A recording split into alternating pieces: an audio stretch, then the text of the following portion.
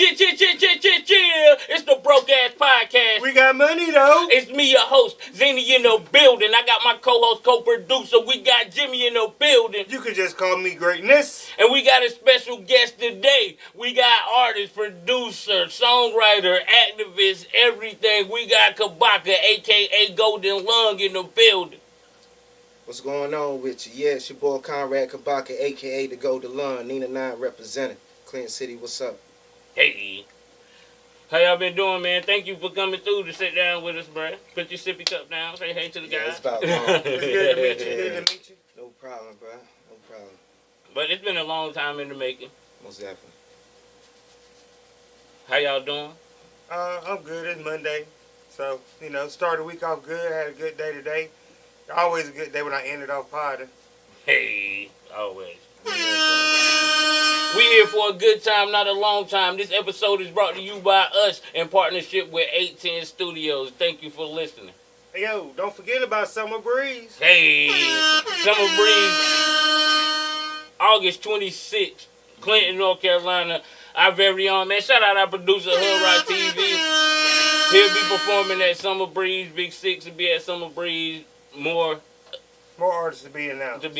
You know what I'm saying? But that's being put on by 810 Studios and some other people. So y'all check that out. But Comrade. Yes, sir.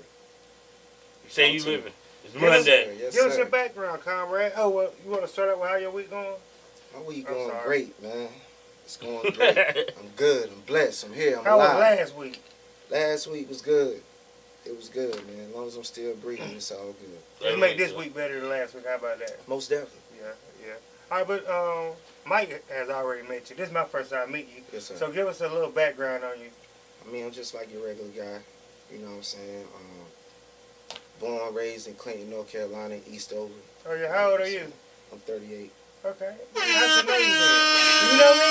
He said I should know you. Do you know me? I mean, he's 38. I'm 41, so that puts you probably like the 9th grade when I was in this one. So I don't know, maybe. You know LaToya Hall? Yeah. That's my little sister. Word. Yeah. All right, then. We know each other kind of. Y'all know each other. But the way that I met you was through...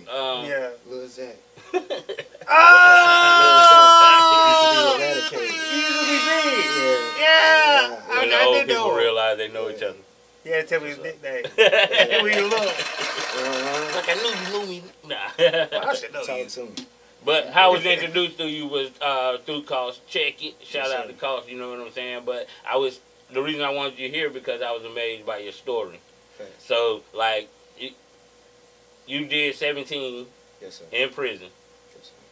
So, then you came out and you wasn't named. So, what I want to know is about how was your life before you went to prison? And what caused you to go there and what lessons did you learn? I mean, I speak about it in my music.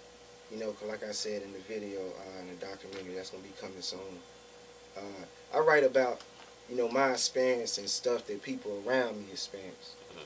You know, so I was born, my mom's left me when I was a week old.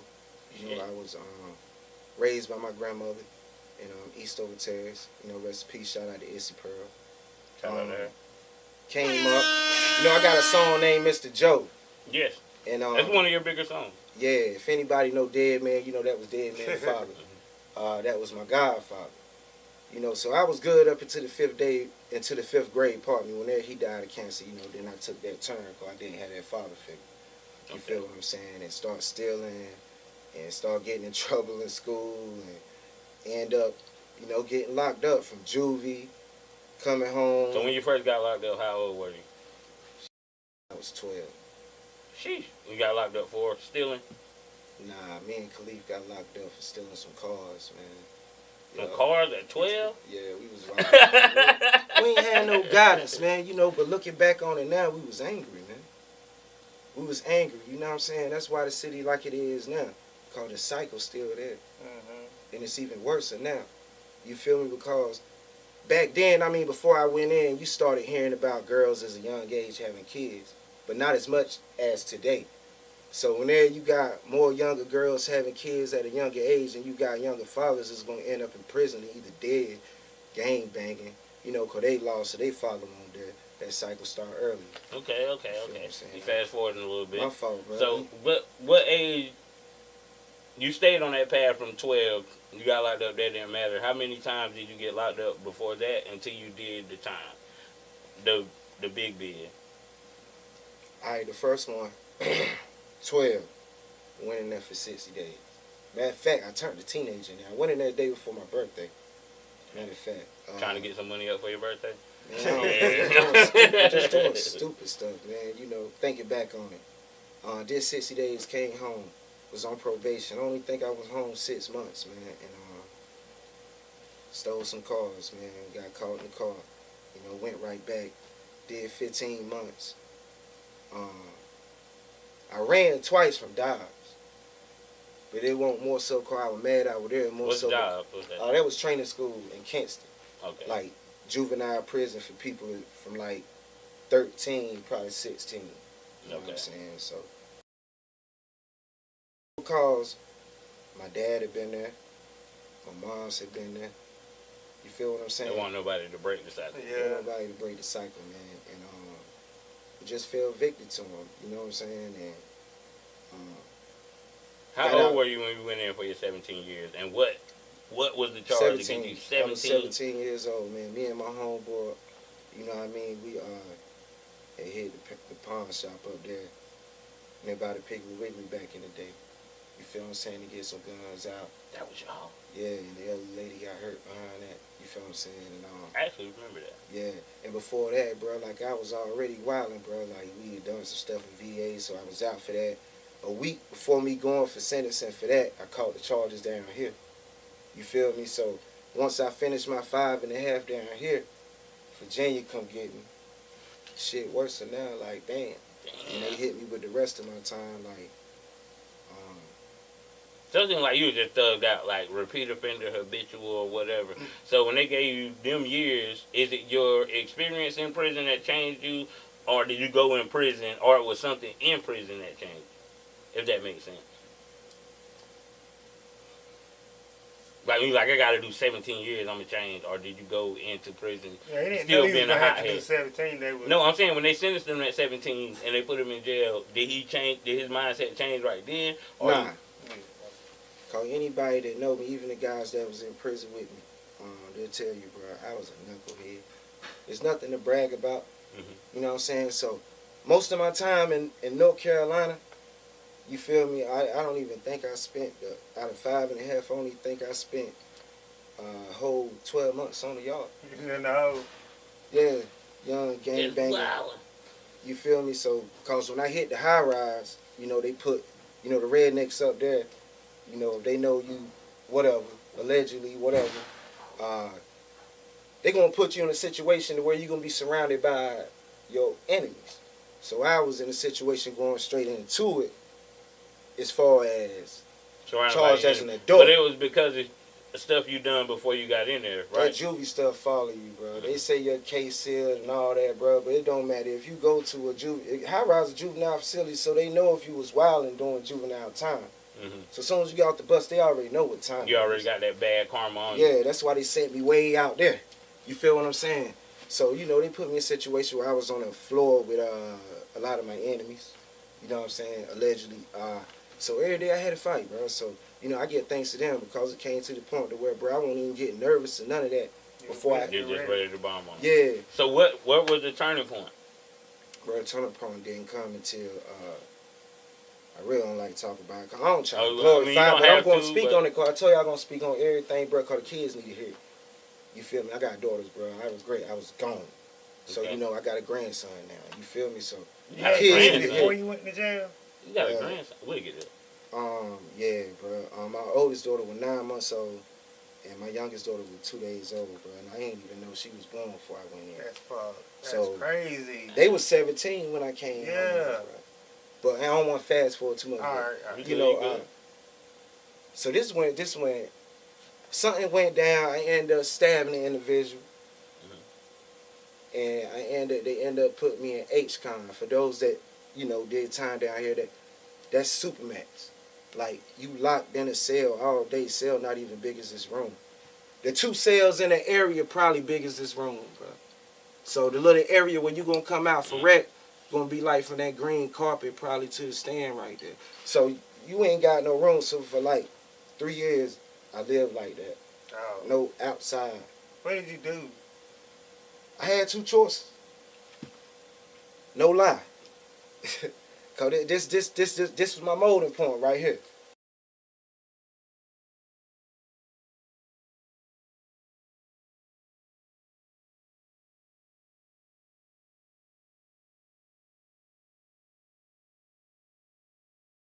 Or setting their bed on fire, jumping into it from where they lost their mind being in the cell all That's what day. they're trying to do when they put you in that little confined Yeah, space. so they do things like that, whether they care if they live or not. I can't say what's going on in their head, but I know some individuals can't take being in that cell all day. You know, so they do just to get that ride to the hospital. Swallow batteries. They know they gotta take them to the hospital. You feel what I'm saying? So I So could how have you either, cope with that? What got you through that? bro. I just either had to do that, but Which I found one myself, option, though? bro. I found myself. I got a letter from my grandmother. I'll never forget it. It was April 2008. And within that letter, she was like, yo, you know, she was saying she was crying all the night before. Then she wrote the letter. It was mad because she knew if I was there, she wouldn't have been going through what she was going through. She would have been treated better. You know, and my grandmother wrote me every week. So I was already like, what, 5 in. And I went like 90 days without getting a letter. You were on your mail? Nah. You know what I'm saying? Like, but within that time, I was like, damn, the letter that I got, it made me realize a lot. And see, that's why it's important for the young mothers and the young fathers to know, when you got an infant, you mold and shaping their mind frame of what's right, what's good, what's bad, how they look at the world. It wasn't until that point, bro, I was probably like, what, 19, 20, that I realized, okay, my grandmother raised me, bro. I was adopted. But I look at these other kids that's adopted, you know what I'm saying? Like, damn, they adopted. I'm the same damn thing. You feel me? So you trying to say that because you didn't have your mother's love, you didn't have the love from a mother, even though your grandmother was your mother figure, it wasn't the love of a mother which makes you feel adopted. Facts. That's crazy. But you know, I was like, damn. That is crazy. And it's crazy because, you know, I'm giving my life, I'm giving it to you raw. You know, up to that point, it was like, damn. Every time my biological mother did come around, I rejected it. I even turned 2 of my brothers against it. You feel me? Yeah, but that's because you already had that preset mindset of Facts. she gave me up at a week old, Yeah. and Ain't no that's telling more what tougher. stories they told you about Facts. your mama before And it's she tougher. can even tell It's tougher. you It's tough when what it it ain't your was. daddy. You know, With your daddy, you can deal with, but your mama is like, like you were created in that womb, then you pushed out. right. So after that 5 years, that was your turning point. The letter, from your grandma was that letter. So what did you do to straighten up after that? Because you said it was 5 years in. That means you had 12 more years. I had to observe myself. Mm-hmm. When you locked in the cell all day, your mind gonna be on a ride. You can't do nothing but deal with memories, bro. So I had to look at myself. Like the little stuff that your aunts and stuff say, like you're hurting her, da da da da. I'm like, dang, she right. This is a point in time in her life, like any child's supposed to do for their mother, that I'm supposed to take care of her now. Whether she got kids or not, I'm supposed to take care of her now, but I won't dare to do it. Yeah, but you can't because I put myself in that situation. yes. So at that point, you're blaming yourself. I'm blaming myself because So I had to they deal say with. I had to deal with reality. Before I did what I did, I knew right from wrong, and I knew it was wrong before I did. Yeah. But people make excuses for that. Like, they were blaming it on your upbringing, on your mama not being there 1 week that's what he's saying removed. now. He had to You know what I'm accept. I had to He accept had to it. accept that it was him. They brought it on himself Yeah. Until that, I was caught up in the cycle. and blaming it on everything else. I was blaming everything else. A situation came about, man. I'll never forget it. When VA came, I'm 3 years in the hole. Mm-hmm. I was still in the hole. VA came got me. I never made a bad population. You feel me? So when VA came got me, and I was in the holding cell in Carolina, and they like, yo, VA got You're ready to go. till noon. They like, yo, they got till noon to come get you. If they not here at 12 o'clock, we gonna give you $45, put you on the bus, send you home. Oh, so you weren't ready to go. Man, these motherfuckers got there at 12:45. I'm up front from like 8. But what messed me up, and this is how they mess you up in there, it was a mirror in there. Tell you to see yourself. And I said, damn, I ain't seen myself in 3 years. What you look like? Bro, my skin, Okay, pardon no my language, sun, bro. you I ain't can, no sun. A little bit, yeah. like, my cool, fault, it's cool. yeah, my skin, bro, for where, like, I won't get in the proper sunlight, for what they had in the water back there. You could only shower 3 times a week. You know, they had a shower in there, cut on 3 times a week. You know, and you wash it with Bob Barker soap and stuff. This stuff they got lye in and all, they eating your skin up. Bro, that joint messed me up, bro.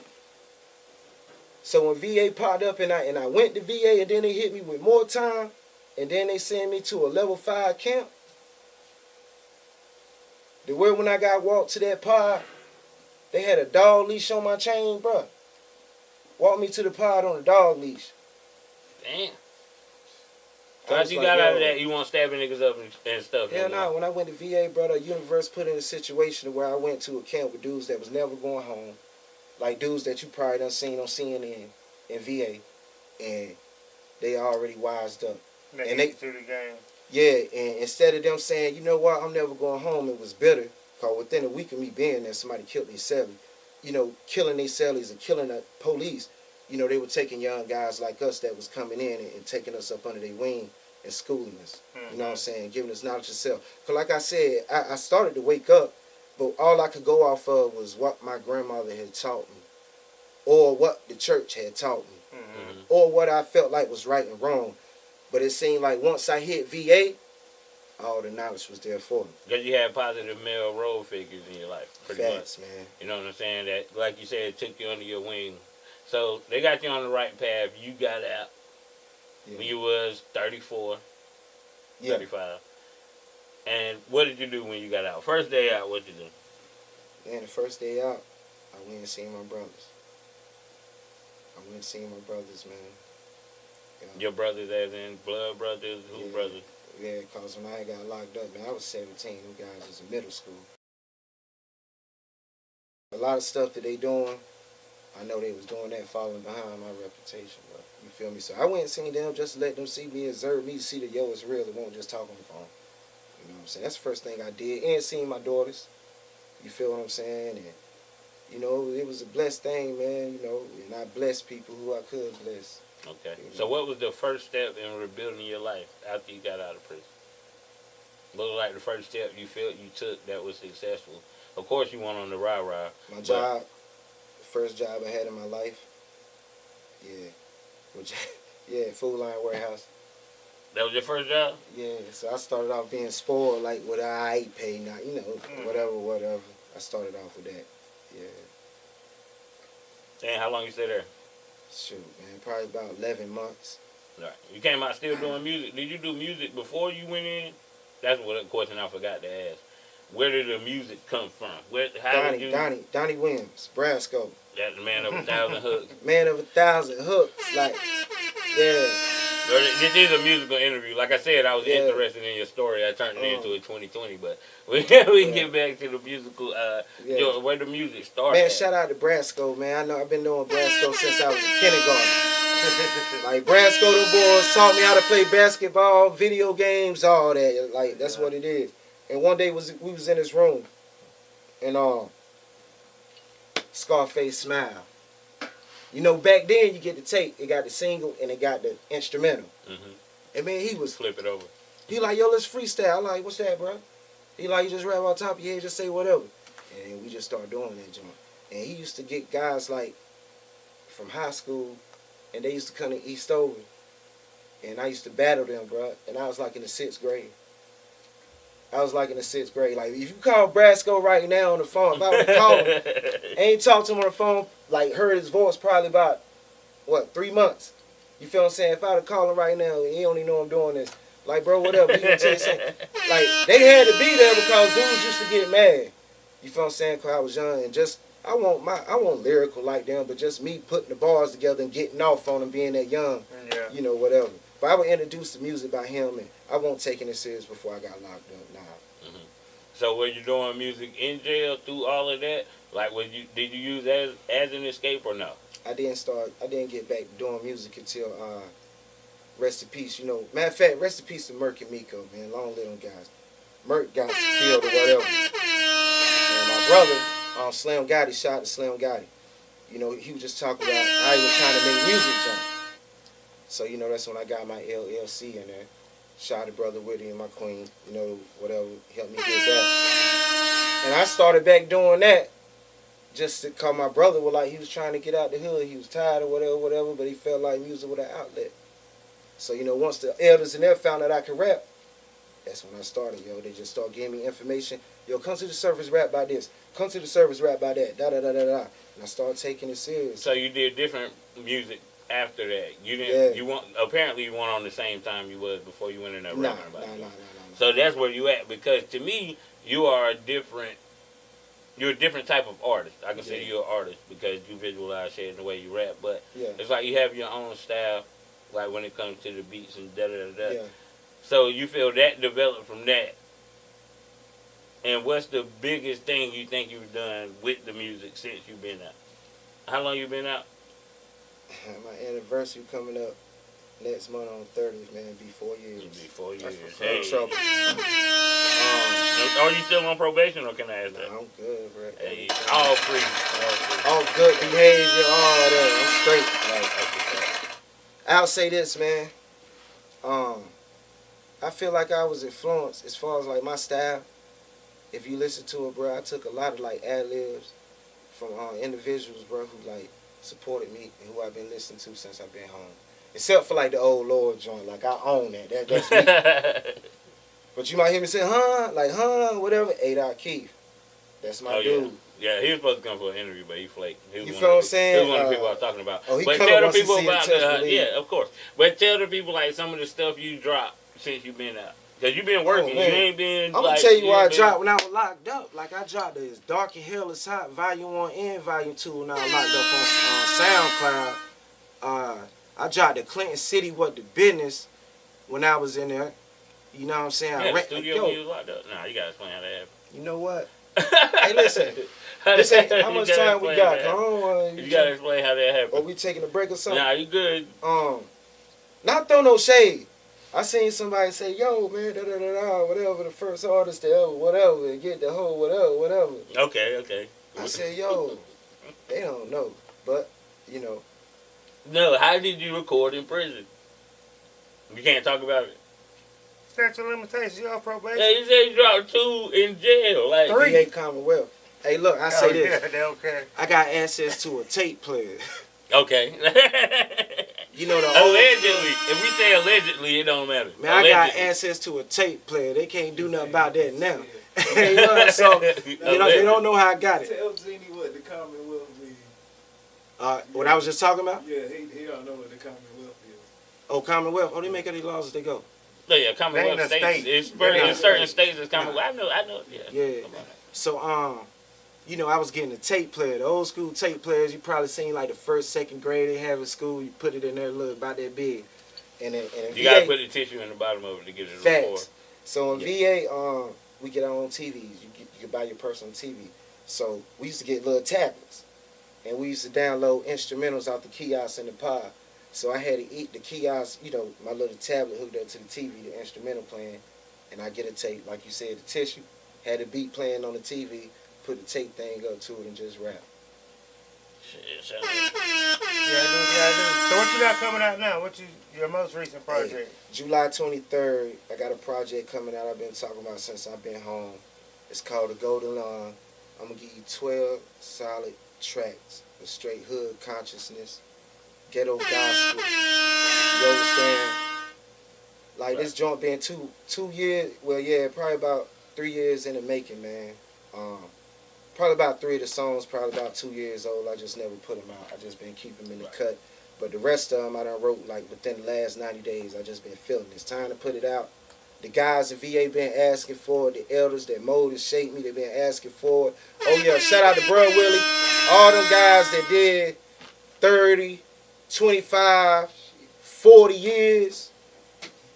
And the guys that came in there that didn't want to listen to them, that they was trying to help, that was like, yo, they crazy, they never going home. These same guys are home now. These same guys got their own non-profits. They got their own stores. They owners now of... break it down even more, like, because I was going to get into that work you do And I was starting to link up with them guys because I Facts. want to get them on the podcast. But it's like a whole organization Yeah. that you are with that's about people that done long time, and getting out and being entrepreneurs and everything, and they're going out and talking to the kids. So like you were shouting them people out, just shout out the organization and everything to let them know this is more than music. This is more Facts. than music. It's more than music, man. And whenever you hear the Goldenlung project, you know, like I said, I speak what's real. You'll hear me getting on myself, you know. And on one of the songs called Higher, man, I said, man, I went straight from the mission, neglected some homies in prison. A lot of people ain't gonna say that. You know, 'cause I walked the yards with some guys for over 10 years, bro, and promised I was going to come home and do this, that, and the third, and it's in my heart. You know, some of them guys not coming home, new law.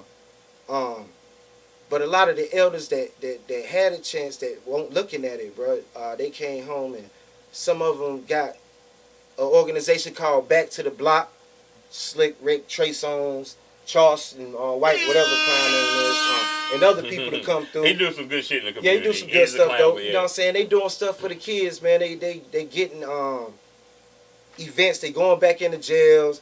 They coming up with their own curriculums, teaching their own classes and all that. And these are guys that we're looking at never coming home because of their charges. And these are the type of dudes that mold and shake me. So behind the scenes, I have been trying to do things. And I talked to Zenny like a year ago, and Zenny always been with it.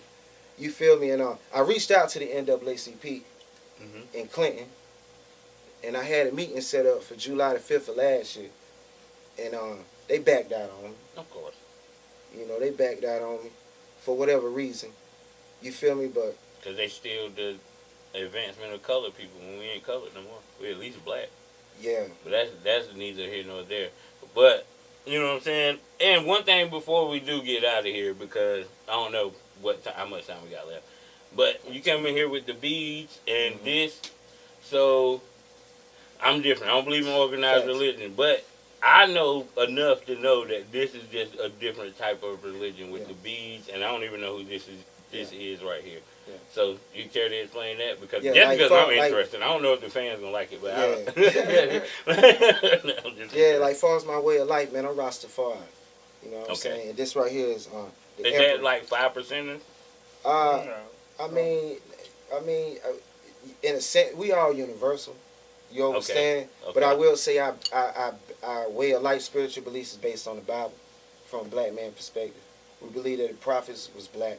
The Bible from a black man's perspective. The facts. We don't believe in the white Jesus. We don't believe in the white Moses. You understand? No, not to disrespect nobody. Nothing So like is that. it a different type of like Bible, or the same, like the King James version? We study. Y'all just go through it and interpret it or perceive it, We study like- from the Hebrew the Hebrew version. Yeah, the So why Hebrew don't you version. study from the English version? because it's been watered down. Yeah, everything in Hebrew can be translated into English. Yeah, So some things are made up, yeah. or what they think is the closest version Facts. of what the Hebrew would say. So it was lost in translation Yeah. from English to Hebrew. Yeah. So what are some of the things that y'all practice that Christians don't practice? We don't believe in eating pork. So like Muslim? I mean, yeah, that also.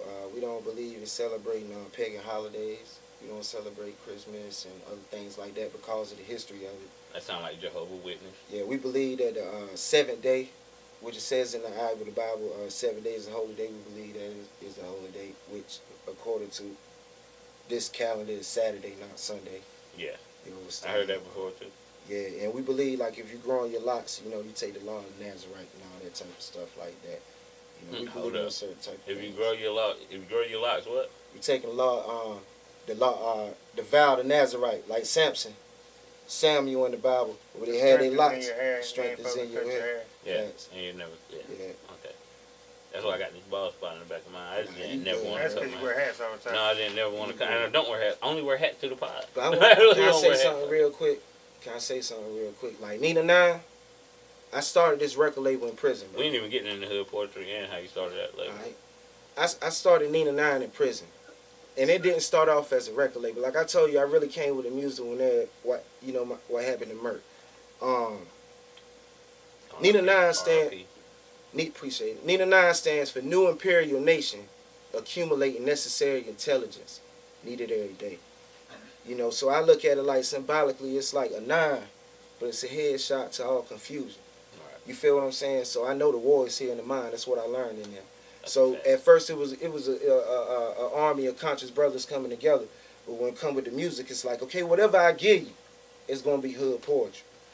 So getting in the hood That's the poetry. album too. We're getting that Facts. next interview. Next time we get an interview, Yeah. we'll get into that. But it gives you. Because Go ahead, bro. the Goldenlung, I just want to know where that come from too. Like the Nina 9, you just sped by that and got to that, Yes, which sir. is great. But like we on limited time, so I still want to know where like it's like the name Kabaka, Alter Comrade Kabaka, and then you got Nina 9, and then you got Goldenlung. Yeah.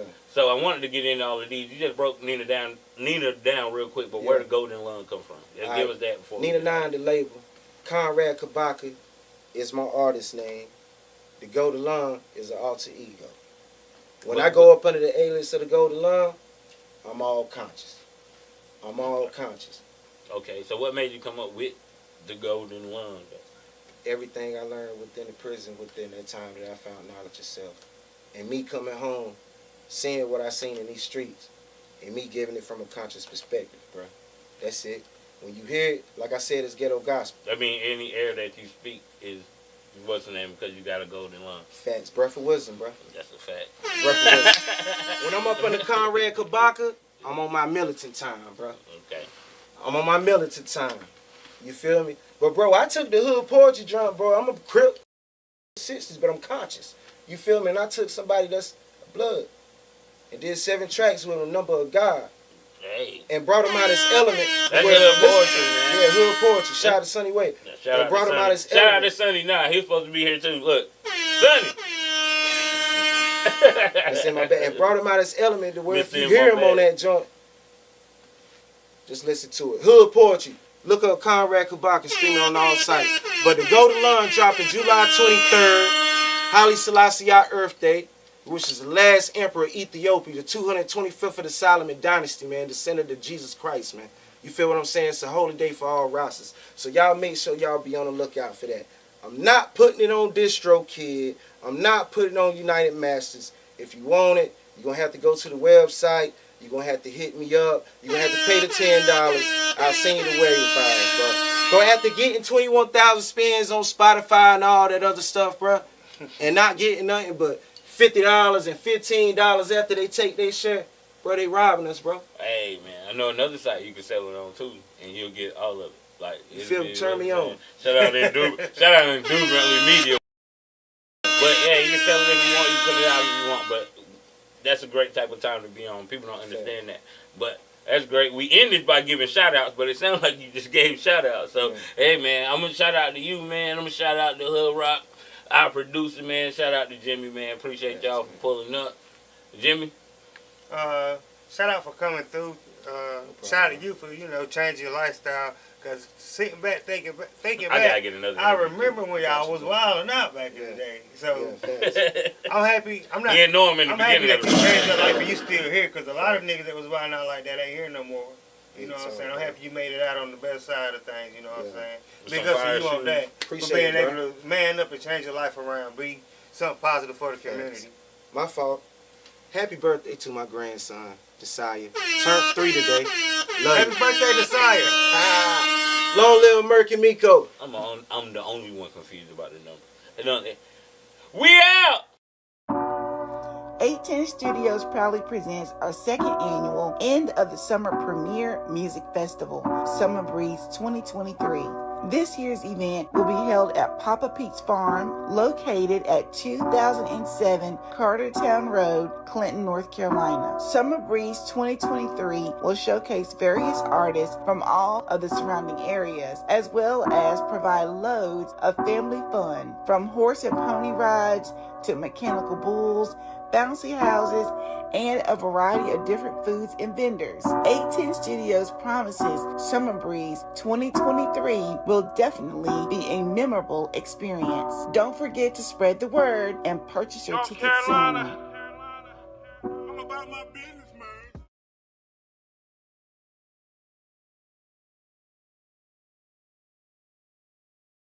Are you hungry? Do you like soul food? Come visit us today at a Blessing Soul Food restaurant located at 919 College Street, Clinton, North Carolina. Order your plate to go or to dine in. Call us today, 910-305-5459. See you soon.